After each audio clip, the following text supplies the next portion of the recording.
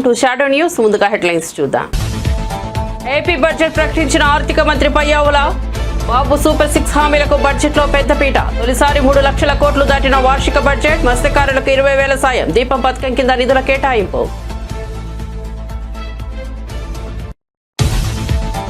జాతీయ science day సందర్భంగా DRDO Vignan Bhavan ప్రదర్శన. హాజరైన మంత్రి రాజ్నాథ్ సింగ్, సీఎం రేవంత్ రెడ్డి. దేశ రక్షణ బాధ్యత యువకులపైన ఉందన్న సీఎం రేవంత్. కొన్నాళ్లు సైన్స్ అధ్యాపకుడిగా పనిచేశారన్న కేంద్ర మంత్రి రాజ్నాథ్ సింగ్. అసెంబ్లీ హాల్లో చంద్రబాబు అధ్యక్షతన టీడీఎల్పీ సమావేశం. కష్టాల్లో కూడా ప్రజలకు మంచి బడ్జెట్ అందిస్తున్నామన్న సీఎం చంద్రబాబు. సంక్షేమం అభివృద్ధికి ప్రాధాన్యత ఇచ్చేలా బడ్జెట్ రూపొందించామన్న చంద్రబాబు.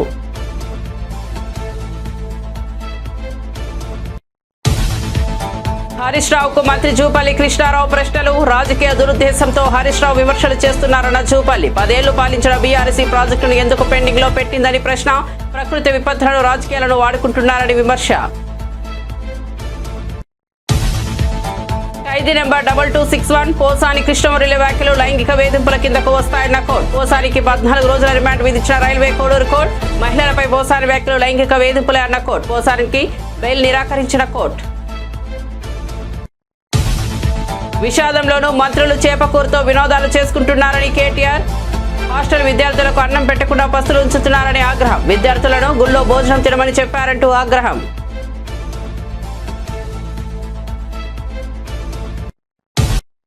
ఇక వార్త వివరాల్లోకి వెళ్తే ఆంధ్రప్రదేశ్ వార్షిక బడ్జెట్లో కూటమి సర్కార్ సంక్షేమానికి పెద్దపీట వేసింది. సూపర్ 6 హామీలు, అభివృద్ధి పనులకు భారీగా నిధులు కేటాయించింది.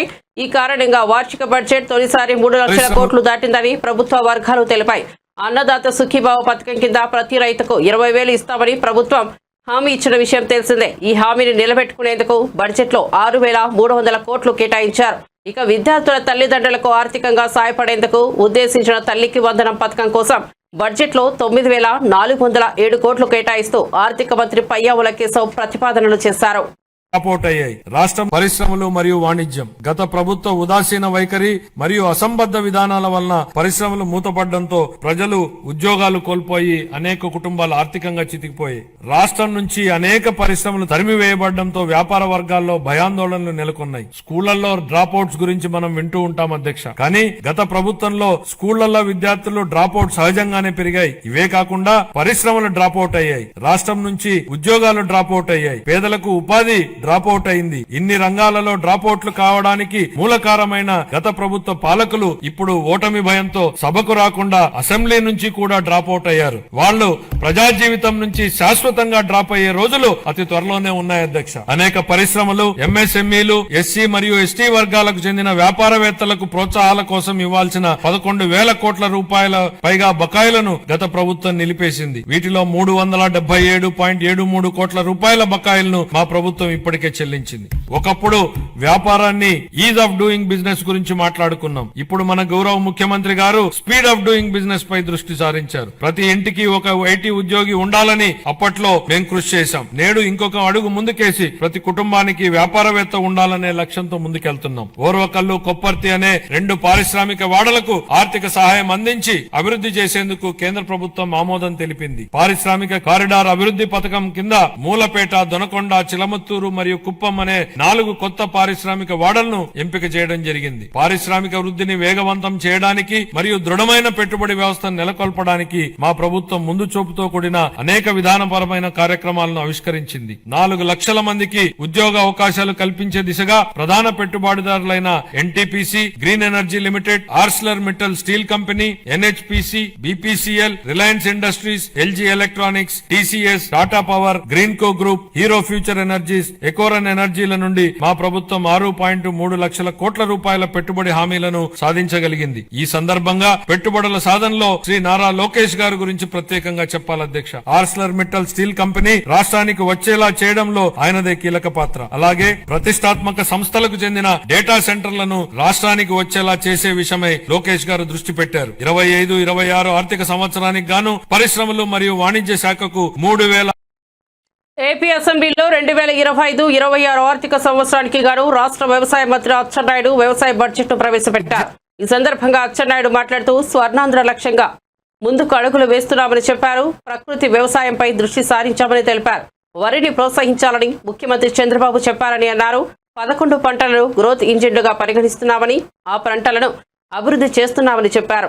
వ్యవసాయంలో వృద్ధి రేటు 22.86%గా నమోదైందని తెలిపారు. రాయితీపై విత్తన పంపిణీ పథకానికి ప్రత్యేక కేటాయింపులు చేస్తున్నామని చెప్పారు. 48,340 కోట్లతో వ్యవసాయ బడ్జెట్ను ప్రవేశపెడుతున్నట్లు తెలిపారు. గత ప్రభుత్వం బకాయి పెట్టిన 120 కోట్ల విత్తన రాయితీలను తమ ప్రభుత్వంలో చెల్లించామని చెప్పారు. 35.8 లక్షల మెట్రిక్ టన్నుల ఎరువు సరఫరా చేశామని తెలిపారు. జిఎస్డిపిలో 2024-25 మొదటి అంచనాల ప్రకారం వ్యవసాయ రంగంలో జీవీఏ 5,19,485 కోట్లు కాగా అందులో ఉద్యాన శాఖ ద్వారా 1,52,950 కోట్లు మరి అందించింది. అనగా వ్యవసాయ రంగంలో ఉద్యాన రంగం జీవీఏ వాటా 29.44% అని చెప్పి తెలియజేస్తున్నాను. దేశంలో అత్యుత్తమ 15 జిల్లాల్లో 6 జిల్లాలు ప్రకాశం, అనంతపురం, వైఎస్ఆర్, అన్నమయ్య, శ్రీ సత్యసాయి, కర్నూలు ఆంధ్రప్రదేశ్ కి చెందినవి కావడం గర్జించదగ్గ విషయం. 2024-25 సంవత్సరంలో 2.12 లక్షల ఎకరాల్లో సూక్ష్మ సేద్యం అమలు చేసి 80,080 మంది రైతులకి లబ్ధి చేకూర్చడం జరిగింది. మన రాష్ట్రంలో ఆయిల్ ఫామ్ విస్తీర్ణత 5.67 లక్షల ఎకరాల్లో ఉత్పత్తి ఉత్పాదకతతో దేశంలో మొదటి స్థానంలో ఉంది. 2024-25 సంవత్సరంలో 42,620 ఎకరాల్లో ఆయిల్ పామ్ తోటల సాగు చేపట్టగా 16,985 మంది లబ్ధిదారులు ఇందులో చేరారని చెప్పి తెలియజేస్తున్నాను. 2024-25లో సమీకృత ఉద్యాన అభివృద్ధి పథకం కింద పంటల కోత అనంతరం నష్టాలు నివారించడానికి 590 ప్యాక్ హౌసులు, రైపనింగ్ ఛాంబర్స్, కలెక్షన్ సెంటర్లు, కోల్డ్ రూములు మంజూరు చేశాం. 2024లో సంభవించినటువంటి వివిధ విపత్తుల్లో నష్టపోయినటువంటి 27,436 మంది ఉద్యాన రైతులకు 43.70 కోట్ల ఇన్పుట్ సబ్సిడీ అతి తక్కువ సమయంలో విడుదల చేశాం. గత ప్రభుత్వ హయాంలో మే 24 సంభవించినటువంటి వడగండ్ల వాన, అధిక వర్షాలకి నష్టపోయినటువంటి ఉద్యాన పంటలకి 4.31 కోట్లు జనవరి 2025లో విడుదల చేశాం. మైక్రో ఇరిగేషన్ కంపెనీలకి చెల్లించవలసినటువంటి బకాయిలు 1,166.99 కోట్లలో ఈ ప్రభుత్వం 452.55 కోట్లు ఈ సంవత్సరం విడుదల చేశాం. పామాయిల్ రైతులకు కంపెనీలకు చెల్లించవలసినటువంటి బకాయిలు 238.9 కోట్లలో 29.42 కోట్లు విడుదల చేశాం. MIDH పథకంలో చెల్లించవలసినటువంటి హైదరాబాద్ లో జాతీయ సైన్స్ డే సందర్భంగా DRDO నిర్వహించిన విజ్ఞాన వైభవ్ ప్రదర్శనకు కేంద్ర రక్షణ మంత్రి రాజ్నాథ్ సింగ్, సీఎం రేవంత్ రెడ్డి హాజరయ్యారు. ఈ సందర్భంగా రేవంత్ రెడ్డి మాట్లాడుతూ దేశ రక్షణ బాధ్యత యువతి యువకులపై ఉందన్నారు. హైదరాబాద్ BDL, HAL, విధాని వంటి కీలక సంస్థలతో దేశ రక్షణలో దశాబ్దాలుగా ప్రధాన పాత్ర పోషిస్తోందని తెలిపారు. ఈ ప్రదర్శన విద్యార్థులకు సైన్స్, ఇంజనీరింగ్ రంగాలపై అవగాహన కల్పిస్తోందని పేర్కొన్నారు. ఎత్తున మీరు చప్పట్లతో వారికి స్వాగతం. దేశం యొక్క రక్షణ, ఈ దేశాన్ని రక్షించుకోవాల్సిన బాధ్యత ఇక్కడికి వచ్చేసిన యువతి యువకుల మీదనే ఉన్నది. ఈరోజు తెలంగాణ రాష్ట్రం, హైదరాబాద్ నగరం కొన్ని దశాబ్దాలుగా దేశ రక్షణలో అత్యంత కీలక పాత్ర పోషిస్తున్నది. మన ప్రాంతంలో BDL కావచ్చు, DRDO కావచ్చు, మిదాని కావచ్చు, HAL కావచ్చు, ఇవన్నీ దేశ రక్షణ కోసం రాకెట్లను ఉత్పత్తి చేసే కాడ నుంచి మిసైల్స్ తయారు చేసే వరకు మన ప్రాంతంలో హైదరాబాద్ నగరంలో, హైదరాబాద్ చుట్టూతా ఈ పరిశ్రమలు ఉన్నాయి. ఈరోజు దేశాన్ని రక్షించడంలో మన హైదరాబాద్, తెలంగాణ రాష్ట్రం అత్యంత క్రియాశీలక పాత్ర పోషిస్తున్నది. అయితే ఈరోజు ఈ ప్రత్యేకమైన సైన్స్ ఎగ్జిబిషన్ ఏర్పాటు చేయడం ద్వారా లక్షలాది మంది విద్యార్థులకు దేశభక్తి పట్ల, దేశాన్ని రక్షించుకోవాల్సిన బాధ్యత పట్ల ఒక అవగాహన కల్పించడానికి ఈరోజు ఈ ఎగ్జిబిషన్ని మనం ఏర్పాటు చేసుకోవడం జరిగింది. ఈరోజు రక్షణ మంత్రి जी तेलंगाना राज्य से हर साल 1,10,000 इंजीनियरिंग ग्रेजुएट पास होकर ज्यादा से ज्यादा 1 लाख लोग कंप्यूटर साइंस पढ़कर अमेरिका जाने के लिए कोशिश कर रहा है। इसीलिए हम लोग ये कोशिश किए सांप्रदायिक इंजीनियरिंग पढ़ाने के लिए, देशभक्ति, देश को बचाने के लिए, आगे इस देश को रक्षा करने के लिए आज ये साइंस एग्जीबिशन हमें लगाया। आगे ये जो विद्यार्थी है civil engineering, mechanical engineering, electrical engineering पढ़कर इस देश में जो सांप्रदायिक इंजीनियर्स को और इस राज्य से हम देने के लिए कोशिश कर रहा है। खाली आईटी प्रोफेशनल अमेरिका जाने के लिए, आईटी कंपनीज में काम करने के लिए होगा, उनके परिवार के लिए अच्छा है, मगर देश के लिए जो सांप्रदायिक इंजीनियरिंग ग्रेजुएट्स का बहुत जरूरत है। इसीलिए तेलंगाना राज्य ने एक कोशिश किया, ये आज ये एग्जीबिशन के लिए आप समय देकर इतना दूर आए। तेलंगाना 4 करोड़ जनता के तरफ से आपको स्वागत करूंगा मैं। और दूसरी बात, यहाँ पर आजादी से पहले भी, आजादी के बाद भी यहाँ पर BDL, HAL, मिदानी और DRDO बहुत सारे सांप्रदायिक देश रक्षा के लिए यहाँ पर प्रोडक्शन में हम लगा हुआ है। लगातार Hyderabad and Bengaluru is the defence centres. तो Hyderabad Bengaluru defence connecting corridor, defence industrial corridor अभी अनाउंस आप पहले बात दिया हुआ था।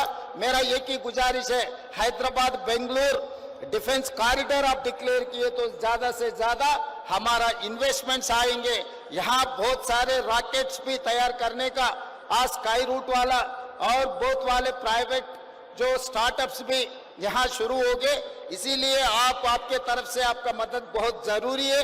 आपके मदद में लेकर तेलंगाना राज्य को हिंदुस्तान में जो బడ్జెట్ ప్రకటన అనంతరం అసెంబ్లీ కమిటీ హాల్లో సీఎం చంద్రబాబు అధ్యక్షతన టీడీఎల్పీ సమావేశం జరిగింది. ఈ సందర్భంగా చంద్రబాబు మాట్లాడుతూ ఇబ్బందికర పరిస్థితుల్లో కూడా ప్రజలకు మంచి బడ్జెట్ అందిస్తున్నామని చెప్పారు. సంక్షేమం, అభివృద్ధికి ప్రాధాన్యత ఇస్తూ బడ్జెట్కు రూపకల్పన చేశామని అన్నారు. గత వైసీపీ పాలనలో ఆర్థిక విధ్వంసం జరిగిందని ప్రజలు గుర్తించారని తెలిపారు.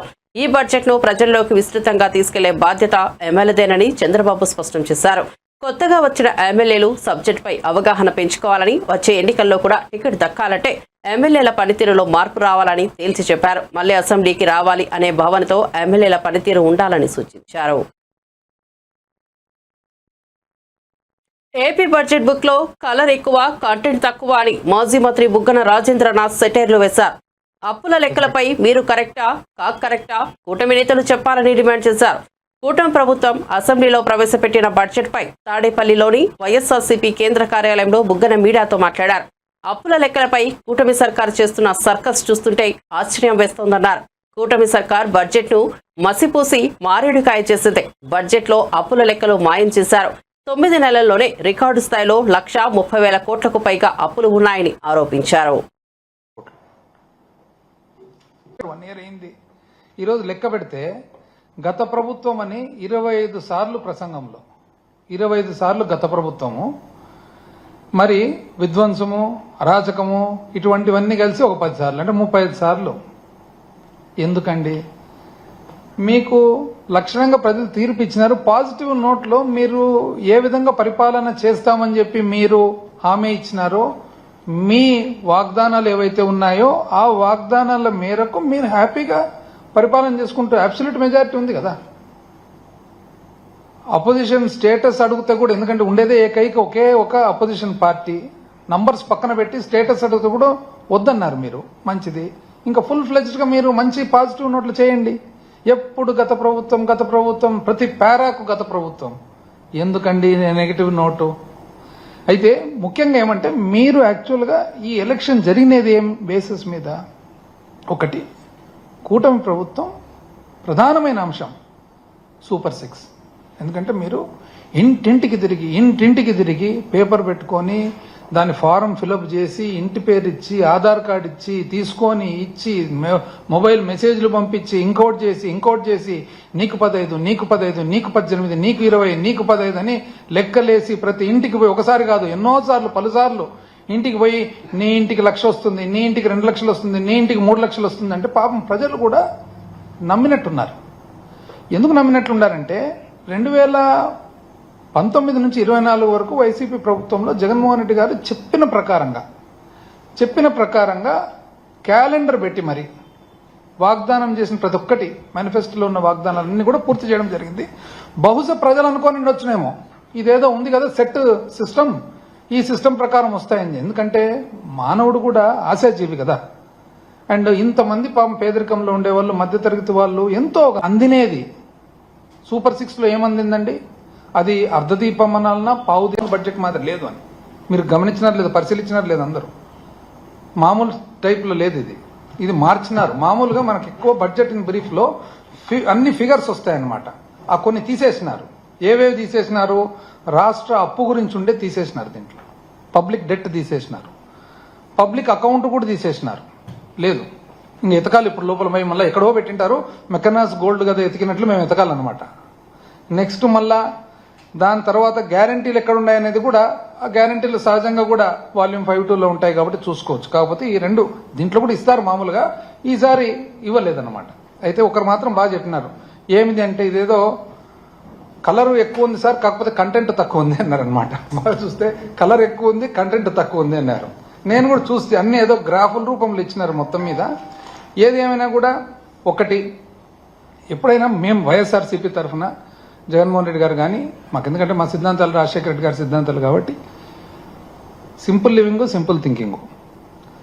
ఇప్పుడు పేదవాడు అనేవాడు ఎప్పుడు కూడా ఒక అసంతృప్తితో కానీ లేకుంటే ఇబ్బందులు కలిగిన పరిస్థితుల్లో ఉంటే ఎప్పుడు కూడా సమాజానికి మంచిది కాదు. తెలంగాణ మంత్రులు హెలికాప్టర్లో యాత్రలు చేస్తూ చేపకూరుతో విందు చేసుకుంటున్నారని బీఆర్ఎస్ వర్కింగ్ ప్రెసిడెంట్ కేటీఆర్ విమర్శించారు. రాష్ట్రంలో ప్రజాపాలన పరాకాష్ఠకు చేరుకుందని ఆయన అన్నారు. విషాదంలోనూ మంత్రులు వినోదాలు చేసుకుంటున్నారని ఆరోపించారు. ఈ మేరకు ఆయన ఆరోపణలు చేశారు. మంత్రులు విందులు చేసుకుంటూ హాస్టల్ విద్యార్థులకు మాత్రం అన్నం పెట్టకుండా పస్తులు ఉంచుతున్నారని ఆరోపించారు. విద్యార్థులకు కనీసం తిండి పట్టలేని పరిస్థితిలో బీఆర్ఎస్ ప్రభుత్వం ఉందని ఆయన అన్నారు. శివరాత్రి రోజున అన్నం వండలేదు, గుడిలో తినడం అంటూ నాగూర్ కర్నూలు జిల్లాలోని కొండనాగుల ఎస్టీ బాలుర హాస్టల్ సిబ్బంది విద్యార్థులకు సూచించడం దారుణమని అన్నారు. సినీ నటుడు పోసాని కృష్ణమురళిని రాజంపేట్ సబ్ జైలుకు తరలించారు. ఆయనకు రైల్వే కోడూరు కోర్టు 14 రోజుల రిమాండ్ విధించిన సంగతి తెలిసిందే. పోసానికి ఖైదీ నెంబర్ 2261ని జైలు అధికారులు కేటాయించారు. పోసానిని రాత్రి 9 గంటల వరకు అన్నమయ్య జిల్లా ఓబులవారిపల్లె పిఎస్లో విచారించారు. అనంతరం రాత్రి 9:30 కోర్టులో ప్రవేశపెట్టారు. ఉదయం 5 గంటల వరకు కోర్టులో సుదీర్ఘ వాదనలు జరిగాయి. పోసాని తరపున పొన్నవోలు సుధాకర్ వాదనలు వినిపించారు. పోసానికి బెయిల్ ఇవ్వాలని కోరారు. అయితే అందుకు నిరాకరించిన న్యాయమూర్తి పోసానికి రిమాండ్ విధించారు. మార్చి 13 వరకు పోసాని రిమాండ్ ఖైదీగా ఉండనున్నారు. మరోవైపు విచారణ సందర్భంగా పోసానిపై కోర్టు కీలక వ్యాఖ్యలు చేసింది. మహిళల గురించి పోసాని చేసిన వ్యాఖ్యలు లైంగిక వేధింపుల కిందకే వస్తాయని పేర్కొంది.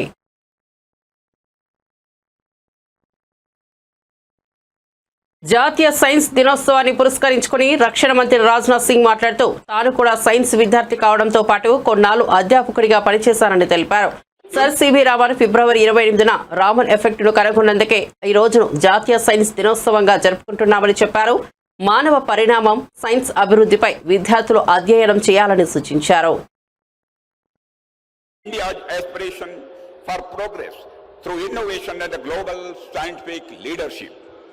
Friends, I would like to share with you a special affinity that I personally have with this subject. I have been a student of science in my academic years and was a lecturer in physics early on before entering public life. The day resonates with my own journey, reminding me of the power of curiosity, questioning and exploration, the very foundation of modern science. Friends, it has been my lifelong endeavor to encourage these values, knowing that they are the driving force behind innovation and progress. It is in this context that I feel blessed to address this magnificent gathering today as I see the multitude of the young people gathered here. I would like to start with a brief historical perspective of human evolution. Through the journey of the scientific development since the bringing of history, it is a sweeping, although very brief, account for my young friends here to make them understand how human evolution and the scientific progress have been so intertwined. Friends, as some of you would be aware, life started on Earth some 4 billion years ago when some organisms came into being. Throughout this incredibly long journey since, these organisms diversified and multiplied into species of the innumerable forms. There is a general agreement among scholars that the modern human being arrived around 70,000 years ago. These were times when population was very less and land, forests, rivers, rocks in abundance. Man was a hunter or a gatherer of what the nature had endowed the earth with. People had all the resources on earth and very little requirement. But the scene changes around 12,000 years back. When agricultural revolution takes place, people back then took the first steps to sow, nurture and harvest. In the process, they got tied to a specific piece of land. Budget కేటాయింపులో తీవ్ర అన్యాయం చేశారని వైఎస్ఆర్సీపీ నేత మాజీ మంత్రి బొత్స సత్యనారాయణ మండిపడ్డారు. శుక్రవారం ఆయన ఏపీ అసెంబ్లీ బయట మీడియాతో మాట్లాడుతూ కూటమి ప్రభుత్వం ప్రజలను వంచిందని ధ్వజమెత్తారు. కూటమి నేతలు హామీలను విస్మరించారు, అన్ని వర్గాల ప్రజలను మోసం చేశారని బొత్స నిలదీశారు. గిట్టుబాటు ధర లేక రైతులు అవస్థలు పడుతున్నారన్నారు. కూటమి ప్రభుత్వం బడ్జెట్తో ఎవరికీ ప్రయోజనం లేదన్నారు. రైతులు, మహిళలు, యువత అన్ని వర్గాలను విస్మరించారన్నారు. ధరల స్థిరీకరణ కోసం వైఎస్ఆర్సీపీ ప్రభుత్వం 3,000 కోట్లు కేటాయించిందన్నారు. కూటమి ప్రభుత్వం కేవలం 300 కోట్లు మాత్రమే పెట్టిందని బొత్స సత్యనారాయణ ఆగ్రహం వ్యక్తం చేశారు. పోర్టులకు కానీ జట్టీలకు కానీ ఆదాయాలు సమకూర్చే ఆ వనరులు చేశాం ఉదాహరణకి కాదా. ఉన్నాయి రేపు ఇంకా 4-5 రోజులు ఉంది కాబట్టి ఆ డిస్కషన్లో అవన్నీ మాట్లాడదాం నీకు. Okay, thank you, bye. పొలం కొనుక్కుంటావంట, కొనుక్కుంటా అందులో వచ్చి నువ్వు తప్పుకుంటావంట. దాన్ని అన్ని చేస్తే ఎన్నికల టైంలో హామీ అందరూ మెగా డిఎస్సీ అని చెప్పి రైతుకేమో 20,000 నెట్ అసలు 300 కోట్లు. పిల్లలంతా కూడా ఒక స్థితి లేదు. మా సోదరులందరూ చెప్పారు పొలం కొనుక్కుంటావంట, కొనుక్కుంటా అందులో వచ్చి నువ్వు తప్పుకుంటావంట. దాన్ని అన్ని చేస్తే అది క్యాపిటల్ ఎక్స్పెండ్ అవుతుందంట. దాని నుంచి వచ్చే ఫలం వచ్చేది వస్తుందో అది ఆదాయం అవుతుందంట. అని ఎస్ అగ్రీ, అది మా అందరికీ తెలిసిన విషయమే, ఇదేం కొత్త విషయం కాదు. కానీ మరి మీరు ఇచ్చిన బడ్జెట్లో క్యాపిటల్ ఎక్స్పెండిచర్కి దేని మీద మీరు పెట్టారు చెప్పండి. మేము పెట్టాం, గత 5 సంవత్సరాలు పెట్టాం. ఈ రాష్ట్రంలో పోర్టులకు కానీ జట్టీలకు కానీ ఆదాయాలు సమకూర్చే ఆ వనరులు చేశాం ఉదాహరణకి కాదా. ఉన్నాయి రేపు ఇంకా 4-5 రోజులు ఉంది కాబట్టి ఆ డిస్కషన్లో అవన్నీ మాట్లాడదాం నీకు. Okay, thank you, bye. అయితే నెట్ట నిలువుగా అసలు ఎన్ని పథకాలు సూపర్ 6 అంటూ ఆ రోజు ప్రవేశపెడతామని ఎన్నికల టైంలో హామీ ఇచ్చి ఈ రోజు ఏ ఒక్కటి ప్రవేశపెట్టని పరిస్థితి. అసలు వీళ్ళు ఎందుకు అధికారంలోకి వచ్చారు? గతంలో జగన్మోహన్ రెడ్డి గారు ఎంతో చక్కగా పరిపాలించేవారు, ఎన్నో పథకాలు ఇచ్చేవారు. వాటికంటే డబల్ ఇస్తాము, అంతకంటే ఎక్కువ మేలు చేస్తాము. ఎస్ఎల్బీసీ ప్రమాదంపై మంత్రి జూపల్లి కృష్ణారావు బీఆర్ఎస్ సీనియర్ నేత హరీష్ రావుకు ప్రశ్నలు సంధించారు. ఈ ప్రమాదం వ్యవహారంలో రాజకీయ దురుద్దేశంతోనే హరీష్ రావు విమర్శలు చేస్తున్నారని ఆరోపించారు. 10 ఏళ్లు రాష్ట్రాన్ని పాలించిన బీఆర్ఎస్ ఎస్ఎల్బీసీ ప్రాజెక్టును పెండింగ్లో ఎందుకు పెట్టిందో చెప్పాలని ప్రశ్నించారు. హైదరాబాద్ లోని గాంధీభవన్ లో నిర్వహించిన మీడియా సమావేశంలో ఆయన మాట్లాడుతూ హరీష్ రావును తాను సూటిగా ప్రశ్నిస్తున్నానని, ఈ సొరంగాన్ని 200 మీటర్లు త్రవ్వి మిగతా దానిని ఎందుకు వదిలేశారు? తక్కువ లాభం వస్తుందని దీనిని మధ్యలో వదిలేశారా? ఈ సొరంగం నిర్మాణం పూర్తయితే కాంగ్రెస్ కు పేరు వస్తుందనా? ఎందుకు రాజకీయాలు చేస్తున్నారని 3 ప్రశ్నలు సంధించారు. గతంలో కాంగ్రెస్ ప్రభుత్వం తవ్వింది, మిగిలింది 19 కిలోమీటర్లు. 19 కిలోమీటర్లో సుమారుగా 10 కిలోమీటర్లు అనుకుంటా, 11 టీఆర్ ప్రభుత్వం తవ్వింది, మిగిలింది 9 కిలోమీటర్లే కదా. మరి 200 కిలోమీటర్ల టన్నలు కొత్తగా మొదలుపెట్టినవి చేయగలిగినప్పుడు కేవలం మిగిలిపోయినటువంటి 19 కిలోమీటర్ల టన్నలు ఎందుకు మీరు పూర్తి చేయలేదు అని నేను స్పష్టంగా కుండబద్దలు కొట్టినట్టుగా ప్రశ్నించిన. దానికి సొల్లు పురాణం చెప్పిండ్రు. కానీ నేను అడిగిన ప్రశ్నలో నిజామాబాద్ అని చెప్పాలి కదా. అంటే నిజాయితీ,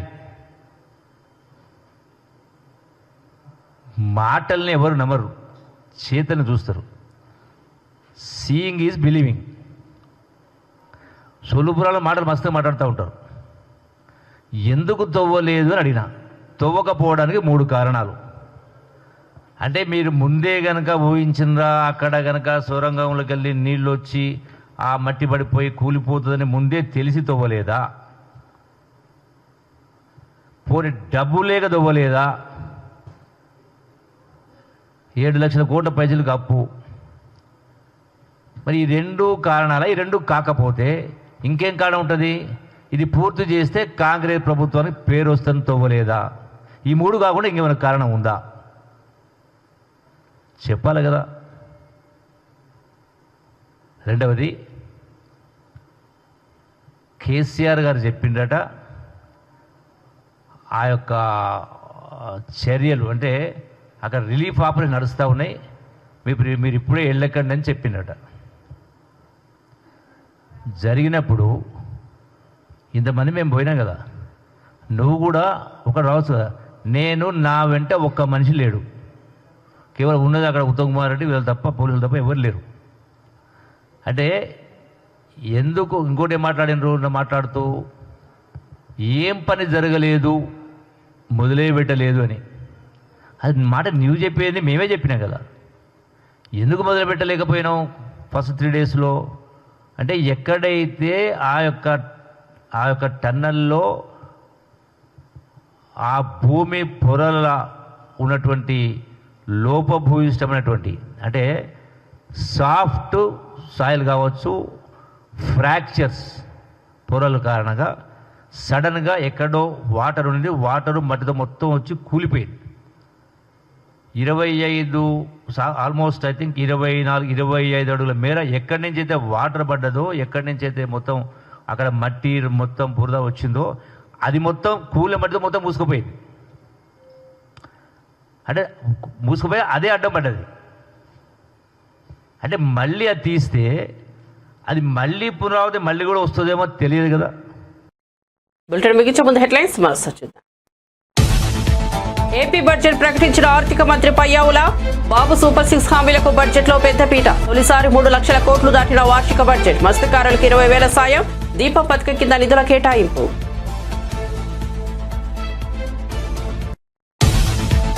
జాతీయ సైన్స్ డే సందర్భంగా DRDO విజ్ఞాన్ వైభవ్ ప్రదర్శన హాజరైన మంత్రి రాజ్నాథ్ సింగ్. సీఎం రేవంత్ రెడ్డి, దేశ రక్షణ బాధ్యత యువతి యువకులపైన ఉందన్న సీఎం రేవంత్. కొన్నాళ్ళు సైన్స్ అధ్యాపకుడిగా పనిచేశానన్న కేంద్ర మంత్రి రాజ్నాథ్ సింగ్. అసెంబ్లీ హాల్లో చంద్రబాబు అధ్యక్షతన TDLP సమావేశం. కష్టాల్లో కూడా ప్రజలకు మంచి బడ్జెట్ అందిస్తున్నామన్న చంద్రబాబు. సంక్షేమ అభివృద్ధికి ప్రాధాన్యత ఇచ్చేలా బడ్జెట్ రూపొందించామన్న చంద్రబాబు. గ్రూపులు కడితే ఊరుకునేది లేదంటే ఎమ్మెల్యేలకు వార్నింగ్. హరీష్ రావుకు మంత్రి జూపల్లి కృష్ణారావు ప్రశ్నలు. రాజకీయ దురుద్దేశంతో హరీష్ రావు విమర్శలు చేస్తున్నారన్న జూపల్లి. 10 ఏళ్లు పాలించిన బీఆర్ఎస్ ఈ ప్రాజెక్టును ఎందుకు పెండింగ్ లో పెట్టిందని ప్రశ్న. ప్రకృతి విపత్తులను రాజకీయాలను వాడుకుంటున్నారని విమర్శ. ఖైదీ నెంబర్ 2261 పోసాని కృష్ణమురళి వ్యాఖ్యలు లైంగిక వేధింపుల కిందకు వస్తాయన్న కోర్టు. పోసానికి 14 రోజుల రిమాండ్ విధించిన రైల్వే కోడూరు కోర్టు. మహిళలపై పోసాని వ్యాఖ్యలు లైంగిక వేధింపులే అన్న కోర్టు. పోసానికి బెయిల్ నిరాకరించిన కోర్టు. విషాదంలోనూ మంత్రులు చేపకూరతో వినాదాలు చేసుకుంటున్నారన్న కేటీఆర్. హాస్టల్ విద్యార్థులకు అన్నం పెట్టకుండా పస్తులుంచుతున్నారని ఆగ్రహం. విద్యార్థులను గుళ్ళో భోజనం తినమని చెప్పారంటూ ఆగ్రహం.